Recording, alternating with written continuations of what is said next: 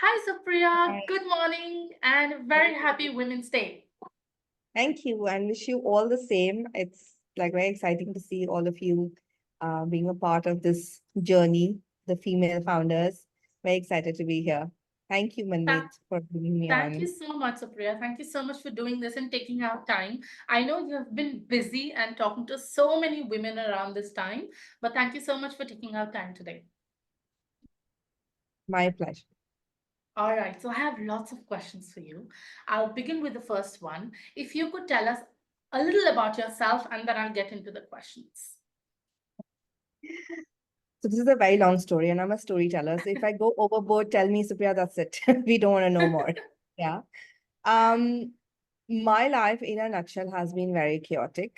I'm not a person who goes with a plan. Okay. So if you're looking for some direction from me, maybe that's not gonna happen. I jump first and then I ask questions about how to now build a parachute. But that said, things have worked out in some ways. So I'm an engineer, I did my MBA, the typical, lower middle class kind of setup that I come from. Like I grew up in a one room place with my mom and my sister. So the only objective in life was to make money and get settled, right? Your passion, your ambition, those things didn't matter as long as you brought home Yeah. a sustainable income, right? And you paid your bills. So in between all of this, somehow I ended up as a trainer in one of these IT companies. Um, from there, I jumped into marketing and communication. And in my last stint in corporate, I was heading thought leadership marketing for Wipro.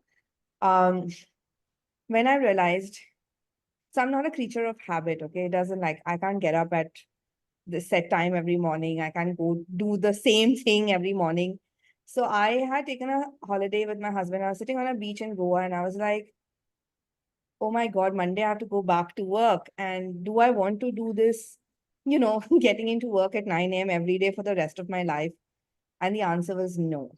Like, I cannot do this. I didn't know what I wanted to do, but I know I didn't want to do this. So I texted my boss and I said, I'm quitting when I come back on Monday.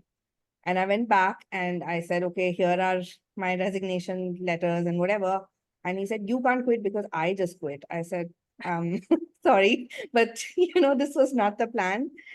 And we both didn't know what we were going to do. So we said, chalo, apna, we'll start our own agency. So that was my first entrepreneurial venture that started literally with a water cooler conversation. And we did really well.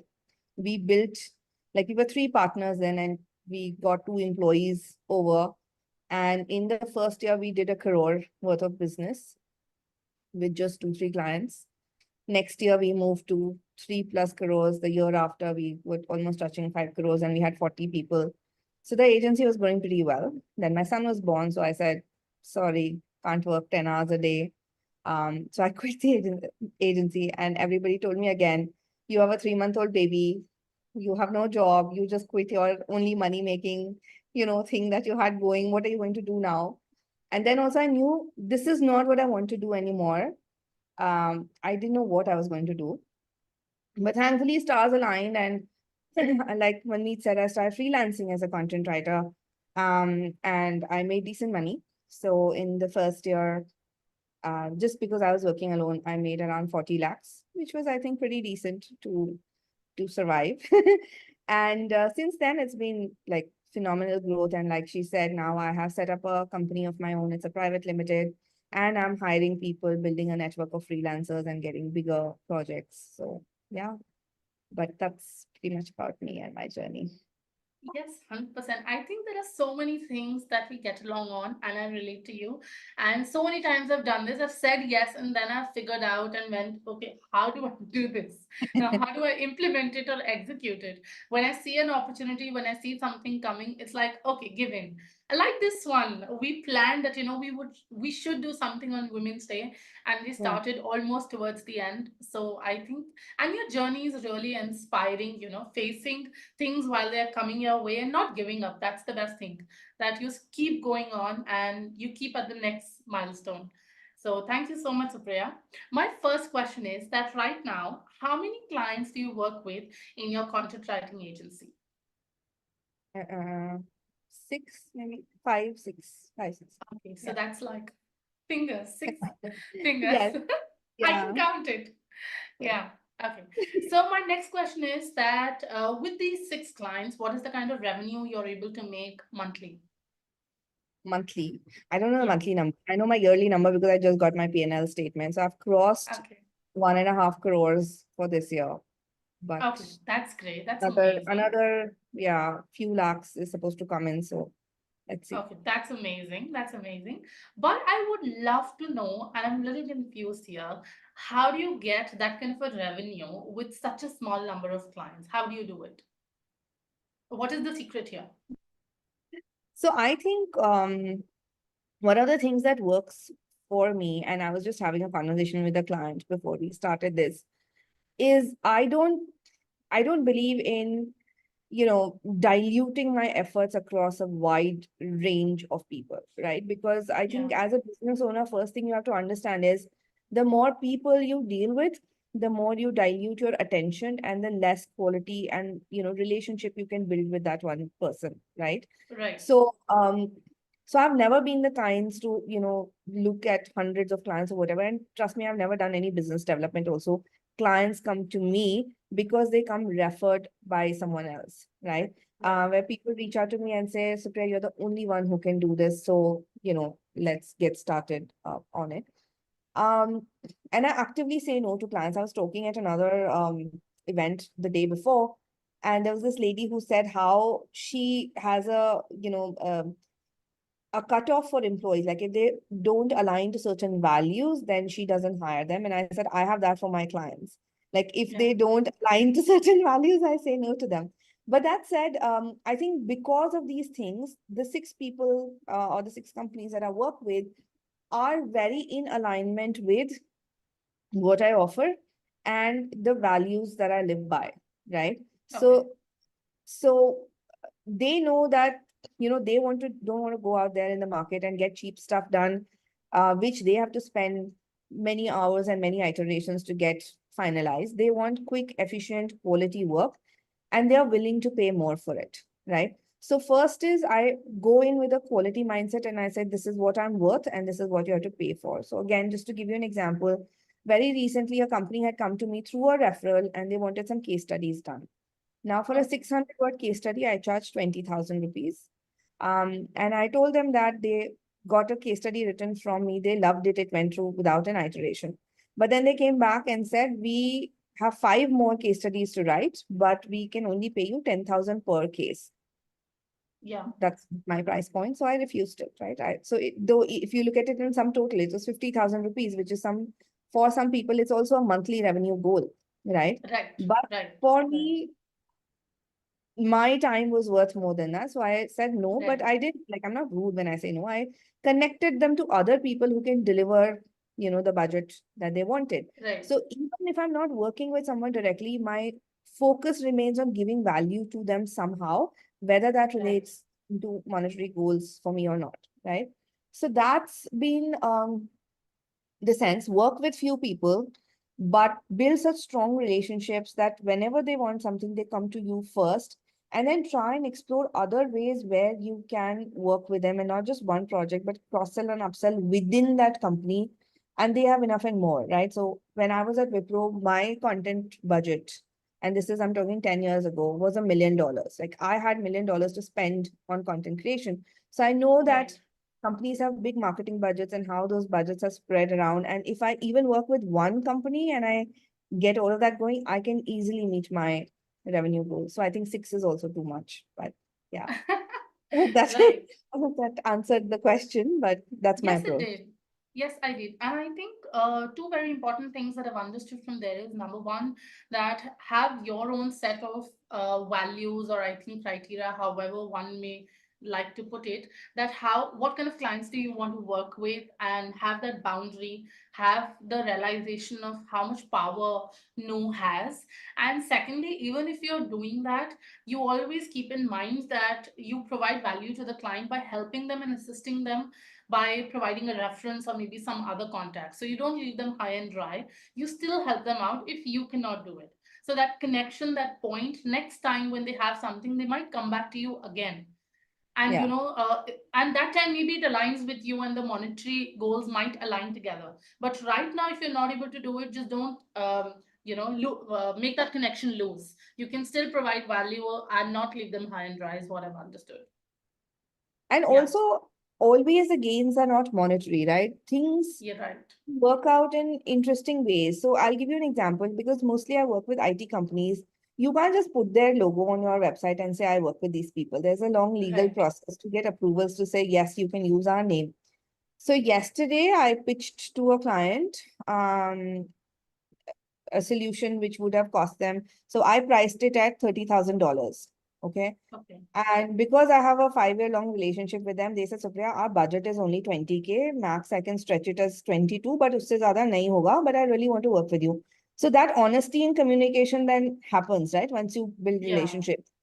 that's true. And in these things, you don't negotiate. Like I can't haggle for 10,000 rupees and say, itna to kar do, utna to kar do. That doesn't happen, right? Because you're talking Right. slightly bigger money. So I said, okay, give me 22K plus give me a testimonial. So in that Right. 10 seconds, I waived off $8,000 to say, give me a testimonial. And Testimonial. Right. they agreed to it. But he said he will come back from the legal team as well. But the agreement, like at least on an email, is 22 plus testimonial, right? So you have to see Right. that testimonial will get open doors for similar kind of projects in client organizations that are already working at कि देखो उसके लिए किया, so I can do this for you also, right? Right. And which is going to get you way more than the waiver fee that you're given Yeah, right now. So you yeah. find your way out as to how it can be beneficial for the client and for you as well at the same time. Yeah. And And I make those think, quick yeah, decisions, right? Don't think through the or too much analysis also leads to paralysis, right? So you have to have yes, your priorities clear first in your head to be able to give these quick responses, right?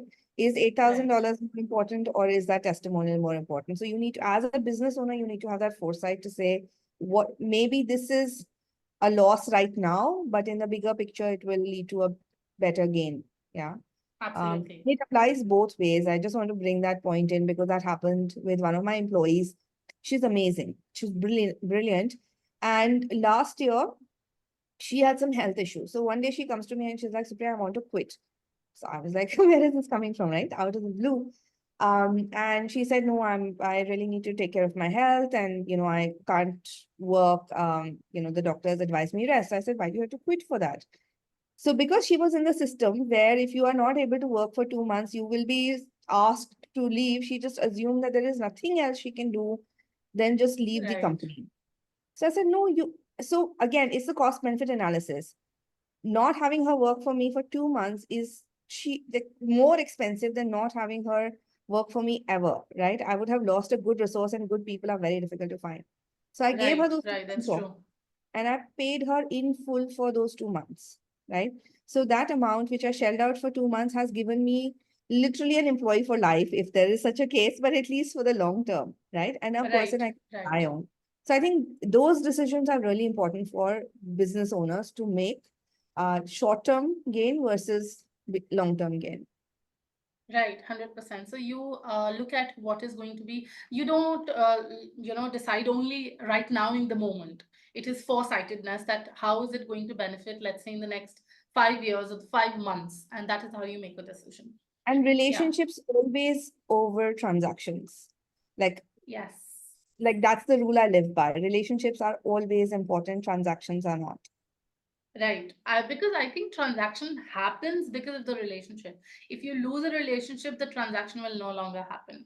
So And that's the if you thumb rule, go I with a think. transactional mindset, you can never build a relationship because then people will only deal with you in that limited capacity. Right. I think, and also, like you very rightly said, when you go in with the transactional mindset, I think people are smart enough to smell that desperation, and they can see that. And then you do not build a relationship, and you also lose a transaction that might have happened because that can be sensed. Yeah. Yeah. Yeah. I think I have a very important question, and I'm sure everybody in this room for now has this question. Where exactly to go? to be able to find these high paying clients? What is that secret door that you open when you need business? So I would say that that secret door is your network, the people you know in any Yeah, capacity. Okay. Or the people you take the trouble to know. And I'll give you an example. I was at this event yesterday. And I had a colleague when I was at Wipro, who's today the chief marketing officer of a billion plus multi-billion dollar IT company. Okay. So we were in touch on LinkedIn here, there, wherever. But when I was like, we had a great relationship in Wipro, it was not with the mindset that later at some point in time she would give me business. But yesterday I met her at an event and she's like, hey, long time, how's your son doing? Why don't you come to office? We'll have a chat. Right now, if she was just willing to have chai with me, she would have called me home. But she's called me to the office, which means it could lead to some business. work. And chief marketing officer of a multi-billion dollar company, she has the budget definitely to afford what I can bring to the Right. table. So that time I didn't know that this relationship is going to lead to business, but 7 years later it has, right? So there is no time limit to a network. And just to give you another story, like my first ever client when I stepped out of Wipro and started my own business was this guy who walked into our restaurant and wanted to sell us a point of sale system. Okay. Uh, and we got talking to him, and I just started the marketing agency, right? And baat mein he told me that, he's just gotten funded. And it was a, like, very young guy, just passed out from an IIT, and he's got $2 million in funding. He's building this platform. He's more excited about the tech, and he doesn't know anything about the marketing. And we loved his point of sale system. So we made a deal. I said, I will buy your point of sale system if you buy my marketing services, right? Of course, we made the pitch and we did all of that, and he had other partners we had to present to them. But that first assignment, which was a 3-month assignment, paid us 7 lakh rupees. Okay, which literally got us the office space, the lights, the tables. So that's how the the business setup started. Yeah. But that was it. I wasn't looking for a client, right? But any Right. conversation can open those doors for you. Another very recent instance, I'm writing a book, right? So Right. I was talking to this lady who runs a very big organization. She has 5 lakh women as a part of that group. And she has celebrity endorsements and all of that. And I was talking to her about, because I want to include her interview in the book. And I didn't go into that conversation thinking I will get some business out of her, right? I was just interviewing Right. her for. And then she said, you know what? And she opened up a chapter where she said, we have this community, and there was this piece where they help women who have lost their partners during the COVID times to gain financial independence. And now that resonates Oh, very deeply with me because I lost my husband in 2015 to an accident. So I was like, you know what? I will volunteer. If you want yeah. someone to mentor them, if you want someone to upskill them, if you want any, somebody to just listen to them because I've gone through the same experience, I will volunteer my time. So that's what I said. And then she said, you know what? I see that we can do a partnership here and we will pay you for it. And this is how we could do. And she went into the business side of it, right? So sometimes Right. you just go with a mindset of giving and opportunities can open up anywhere. So those Right. are my, so I'll just sum it up because I went into too many stories. One is your network, right? People you know and people they know. So start talking to them about this is what I do. Do you know someone who Right. can support needs these services? And when it comes from someone else, the trust is more, right? You will reach out on Fiverr, Upwork, LinkedIn, wherever the trust quotient is going to be limited. If it comes from someone they know, it will always be higher, and they will at least give you a chance. Which is why 100%. in the Bollywood industry, nepotism is so high. But anyway, so that's the Yeah. network part. And second is business can come from anywhere. It doesn't have to be a platform. You just have to keep yourself open for opportunities and keep yourself open to giving value to people first, right? Because when you do that, they want to reciprocate. It is like human nature. You gave me something, I want to give you something back, Right. which may Right. not be business directly, but I can connect you to someone else, right? And if I can, Right. I probably would give you business directly. So these are, I think, the two things that have always worked for me. And like I said, I've never done cold emails or cold outreach or anything. All my business in both companies has built through referrals. So Right. yeah, long story, Yeah. but Yes, but I think those were very important examples to keep your connections strong because, as you mentioned, I think a few points that I take out of it is one, that whenever you build relationships, you go in with a no expectation, mindset where you would just want to build a relationship with that person, and then it can end into anything. It could end into a friendship, into a working relationship, or anything. But you're going to build a relationship, that is one. And when you don't expect anything, it comes back in multifolds. And yeah. second is that you do not put a timeline to the network that you've built, primarily because you're going in with a no expectation mindset. Because now this story that you shared about, which is 7 years long, 7 years is a long time, but then that's compounding. If she's known you for 7 years, that means the trust is also very, very high as compared to someone who might, maybe assuming might be better than you for once, but at least she knows you for 7 years. That kind of a trust has been built over the years. So I think those are the two primarily things that I take out of it. That one, going to the network without having any expectations. Second, keep building relationships wherever you go, whoever you meet. Events like this and where you work. Just keep growing that network is what I've understood. And the third thing of giving also, go with the mindset to Yes. give. Yes. Sometimes we're like, I don't want to share stuff. I don't want to, if I tell them everything now, why will they come back to me? But Right. That's a honestly, marketing gimmick. yeah, that Yeah. doesn't work. The more open and honest you are with potential clients, the more they trust you and the more they want to work with you. Like again, another example, there was this client who came to me and she wanted to write a book. And unfortunately, most clients who come to me to write a book have no idea why they're writing a book. They just want to write a book. So my Yeah. first part just becomes telling them, advising them, counseling them that why are you doing this and what is the point? So when she came, she had a different book in mind. But when I started asking the questions, she's like, yeah, maybe I should write something else. And based on what she said, I literally wrote down the entire outline, told her this is how your book should be, and sent it back. Now, some people will think, oh, whether you've given her everything away now, why she'll come back to you for coaching or writing or whatever. But she did come back and she signed a 4 lakh project with me to write her book. Yeah. Because she knew if this is what I can do for free, I can do Yes.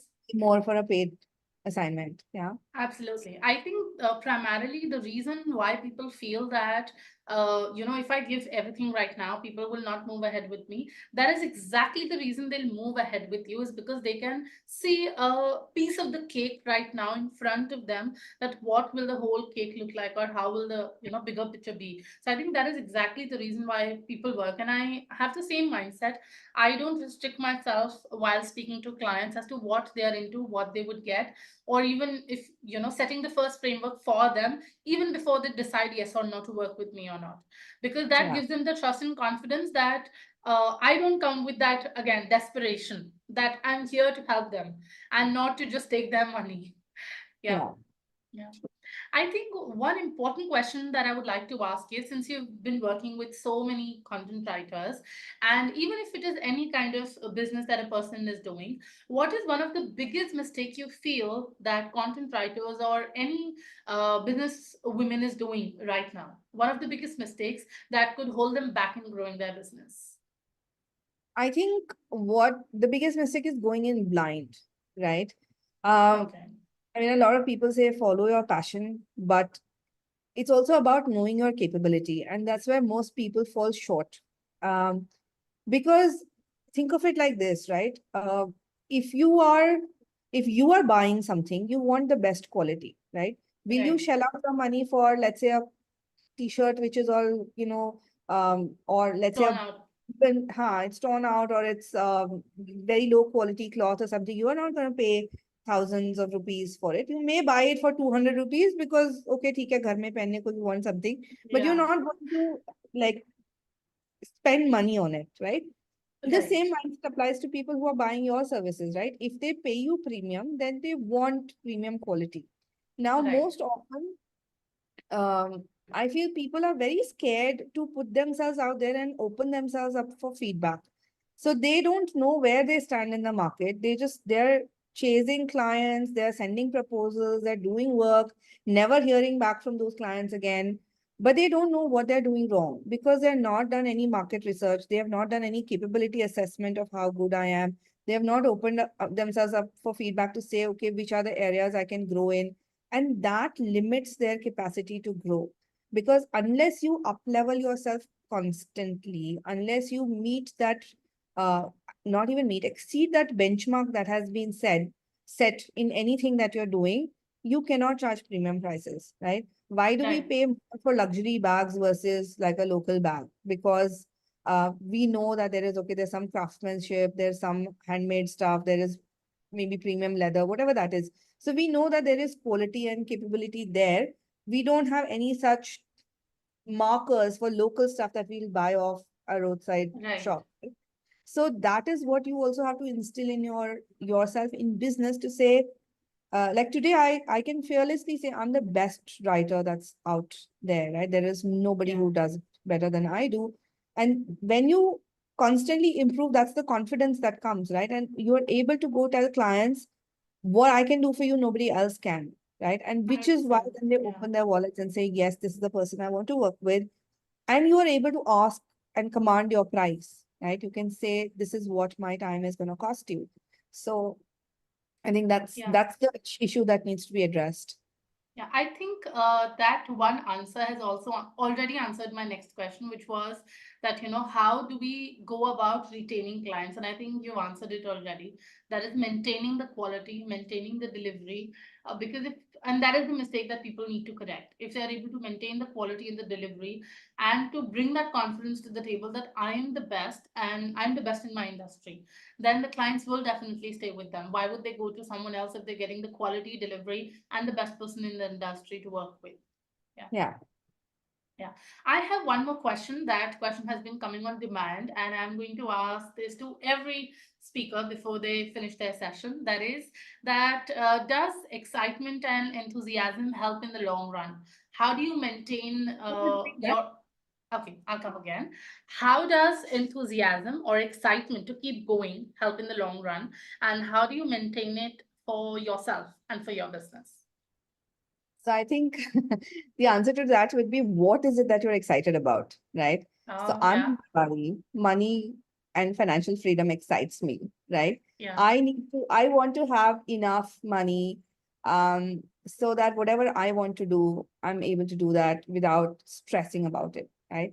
And right, that is what keeps me going. Another thing is, I don't take like I'm not passionate about work. I plan to retire in the next 3 years. Okay. So yeah, work for work's sake is not exciting, right? But what the monetary benefit of that work can do for my life is what I'm excited about, right? Um, right, and the kind of interesting ideas it opens me up to, right? I love talking to people. I love understanding what they're doing. The reason I write books at a lower cost than what I would get to write articles is people are literally pouring their lives learning, you know, right.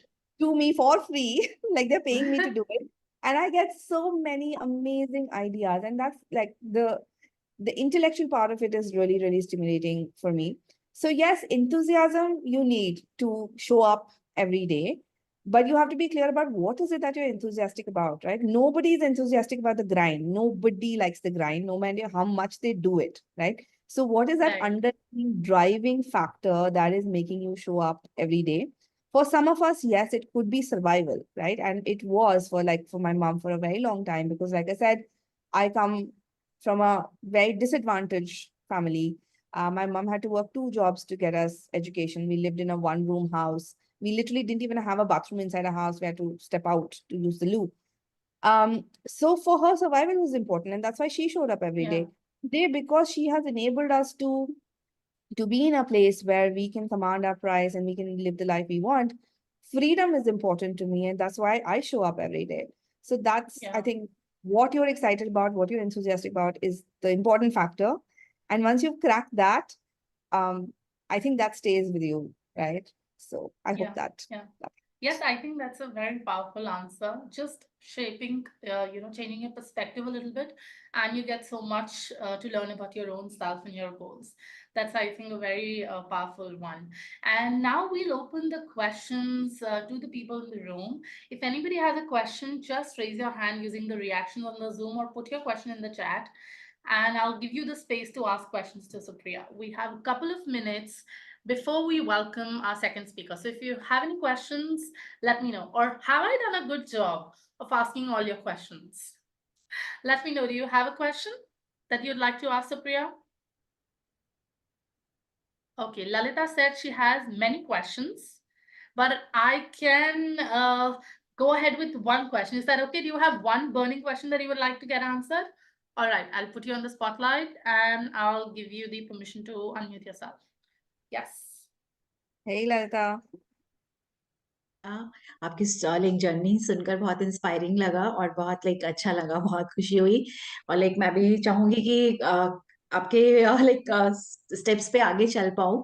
और actually मैं basically मेरा जो content writing का वो है, वो हिंदी का ही है बैकग्राउंड। और मतलब लाइक मैंने बहुत बड़े बड़े जो पब्लिकेशन है, गृह शोभा वगैरह, अगर आपने नाम सुना होगा, हमारी मदर्स ने पढ़ी है बहुत वो मैगजीन्स, सरिता गृह शोभा, चंपक बच्चों की, तो उनके साथ काम किया। और अभी लास्टली मेरा जो ऑर्गेनाइजेशन था वो momspresso.com था, अगर आप लोगों ने लाइक अगर आपको आइडिया हो, तो उनके साथ मैंने काम किया था। और वहाँ जीरो से स्टार्ट किया था मैंने, लाइक अपने लैंग्वेज को। और लाइक कम्युनिटी भी बिल्ड की, लाइक 150 ब्लॉगर्स से 6000 ब्लॉगर्स की कम्युनिटी बिल्ड की, ब्रांड्स के साथ काम किया, सब कुछ। तो अब बेसिकली मैं चाह रही हूँ कि अपना लाइक कंटेंट राइटिंग का जो एक्सपीरियंस है उसको स्क्रैच से स्टार्ट करके, और ट्रांसलेशन या मतलब जो भी कंटेंट राइटिंग रिलेटेड हमारे जो भी वो हो सकते हैं, एवेन्यूज हो सकते हैं, उनको किस तरह से एक्सप्लोर करूं, तो उसका लाइक स्क्रैच से कैसे स्टार्ट कर सकती हूँ मैं, अगर आप मतलब कुछ गाइड कर सकें। इनफैक्ट मैंने जो बहुत सारे क्वेश्चंस सोचा था, वो आपने बहुत सारों के आंसर्स दे दिए हैं ऑलरेडी। ऑलरेडी मनप्रीत ने बहुत सारे क्वेश्चंस आपसे पूछे और आपने बहुत अच्छे से उनके आंसर्स किए। Thank you. So I can answer in Hindi, but I'll answer in English because there are a lot of no other no, it's people. Okay, no problem. So when you have to start, right? First is to define what is it that you're going to offer, and then start talking about it to people, right? When you feel that these are the people who can possibly give me business, start connecting to them, start asking for, like, start sharing a bit of value with them, that, hey, and okay, so I'll give you, sorry, I'm digressing, but it's okay. define your offer. Okay, this is what I can take to market. Okay. Second, and there is actually a video on my YouTube channel which talks about this, right? 3 steps that you can start your content writing journey with. So maybe if Manmeet is okay, I'll share the link to that video later. Yeah. Yes. Sure. Yes. Second is to identify who are the people you want to work with, right? Because I come from a thought process, don't go after hundreds of people. Figure out these, let's say 20, 30 people who are possibly going to give you business, right? Then see what are they doing already. Okay. And then say, hey, you know what? I saw this, but I think here's how it could be more engaging to your readers, or this is how things can be slightly better. You can, whatever their goal is, right? You can reach more people this way, and send them a little sample that, I can either do a content analysis for you, or, here's how I would recommend you write it. So once you add that value to them, then later you can ask them, is it okay if we have a chat to see, I mean, I'm open for writing opportunities and like पहले हम कुछ offer करें उनको, जैसे आपने हाँ, अपनी हाँ, जर्नी में भी बताया कि पहले हम अपना वैल्यू उनको दिखाएं, देन वो मतलब हम उनसे कुछ हाँ, डिमांड एक्सपेक्ट करें, हाँ, हम वो हाँ. वाली। Because आप immediately sales पे जाओगे तो people get put off, right? The minute you send a LinkedIn message saying, hey, I am a content writer, I can do translations for you, they get thousands of messages, right? So there is seriously. nothing unique, right? So first tell them what are they doing amazingly well. Where is a tiny gap that you can possibly help them fill? Here is how, they can do that. And then they're more open to that conversation. So that is what I would recommend. And start talking to everyone about what you do, right? At least in your वो तो network. कर रही हूँ like मतलब हाँ, last जून से अब तक मतलब बहुत लोगों को अप्रोच, और लाइक मतलब जो भी जिस तरह से भी पॉसिबल जो मुझे समझ आया, बट आपने जैसे गाइड किया कि हाँ, अकॉर्डिंगली मतलब हम उस तरह से स्टार्ट हाँ. करें, तो आई थिंक अपॉर्चुनिटीज And आने के LinkedIn chances is are। a great platform, so you can definitely reach out to LinkedIn. Also reach out to like these publications like Notion Press, etc. Right? The publishers, they of course publish in multiple languages, so they definitely have opportunities for vernacular content. So you can reach out to them, and they will give you like a lot of work to translate, etc. Translation भी और like original content writing भी अगर आपको करना है, कोई हाँ, campaign create करना है किसी पर्टिकुलर ब्रांड के लिए, या उनके लिए लाइक रिव्यूज करवाने हैं, मतलब एक ब्रांड के साथ भी बहुत सारा काम किया है, तो उस तरह से भी मतलब हम उनको अप्रोच डिफरेंट ब्रांड्स को भी अप्रोच कर सकते हैं उस तरीके से.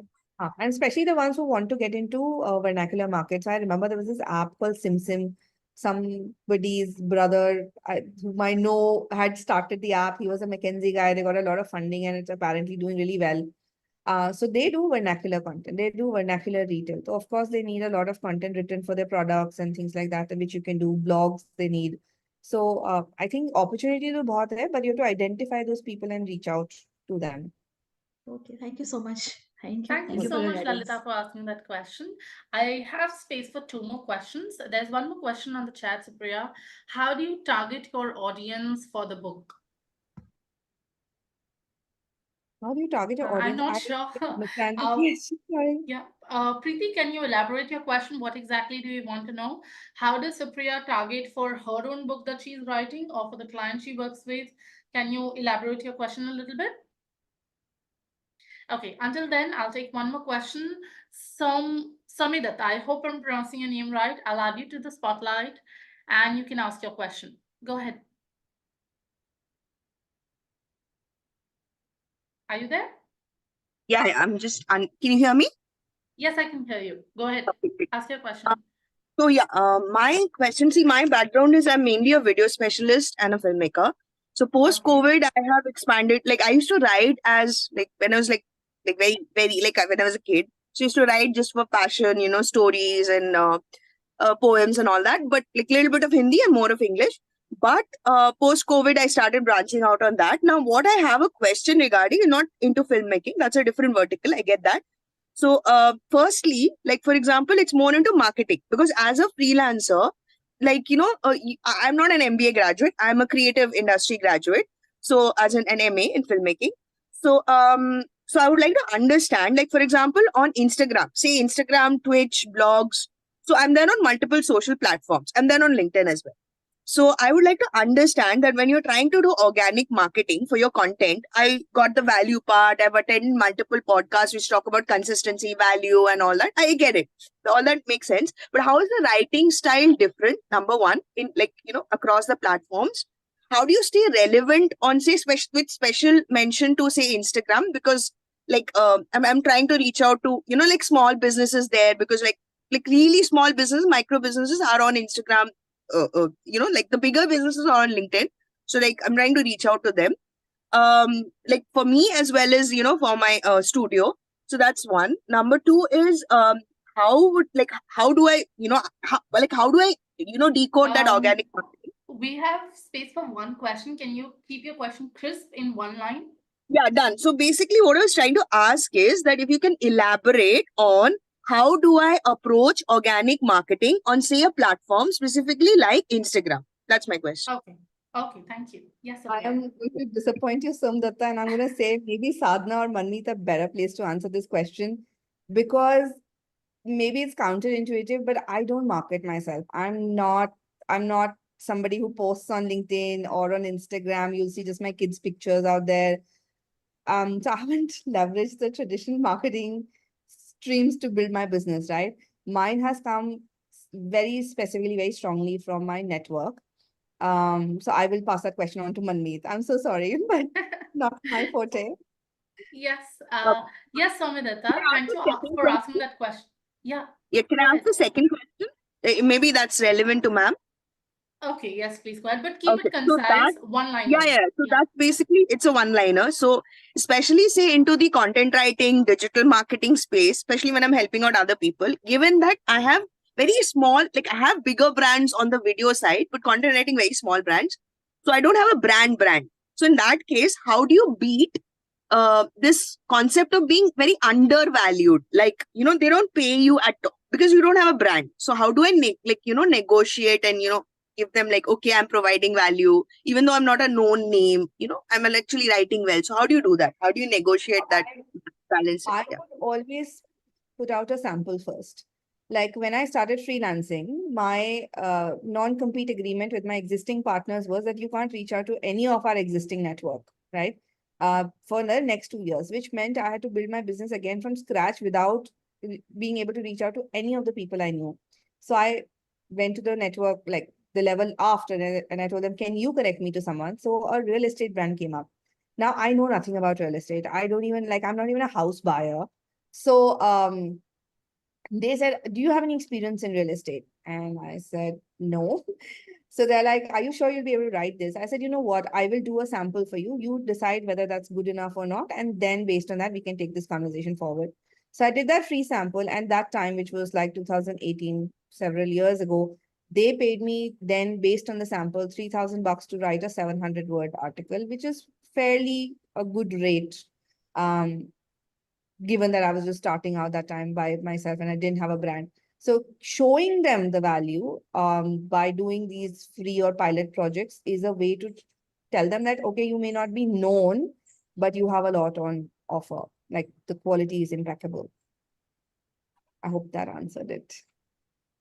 Yeah, definitely. Thank you so much, ma'am. Yes. Thank you so much, Supriya. Thank you so Thank much. you. Thank you so much for the session. I'm sure everybody learned a lot of insights from your session. And if you want to reach out to Supriya, I'll put the YouTube link in the chat and her Instagram link. Reach out to her and tell her that you loved her at the summit. Thank you so much, Supriya. Thank you so much. It was great talking to you guys. Thank you so much.